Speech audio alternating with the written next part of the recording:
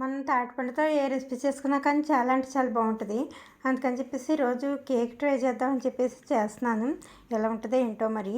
కాకపోతే కేక్ కోసం మనం కొద్దిగా ఉప్మా నూక, కొద్దిగా వరి నూక, ఇంకా బెల్లం ఇవన్నీ బాగా మిక్స్ చేసుకోవాలన్నమాట. మిక్స్ చేసుకున్న తర్వాత ఇందులోని కొద్దిగా యాలక్కాయల పొడిని కూడా వేసుకోవాలి. మనం చేసుకునేది కేక్ కదా, కొద్దిగా నెయ్యి ఉంటే నెయ్యి వేసుకోవచ్చు, నెయ్యి లేకపోతే నూనె అన్నా సరే వేసుకోవచ్చు అనమాట.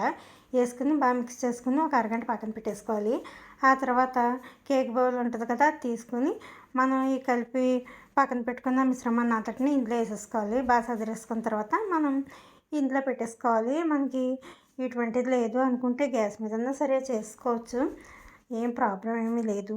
కాకపోతే అయిపోయింది. ఎలా వస్తే ఏటో ఫస్ట్ టైం చేశాను కదా అనుకున్నాను. చాలా అంటే చాలా బాగా వచ్చింది. ఇంకో మీకు ఇక్కడ కోసి చూపెడతాను చూడండి, ఎంత బాగా వచ్చిందో మీకే అర్థమైపోద్ది. అంటే ఫస్ట్ టైం చేశాను కదా, అందుకని చెప్పేసి ఎక్కువ వేసుకోలేదు. ఆ బౌల్ నిండేసుకుంటే మనం కేక్ ఎలా అయితే ఉంటుందో అలా ఉంటుంది అనమాట. ఇదైతే తాటగా ఉంది.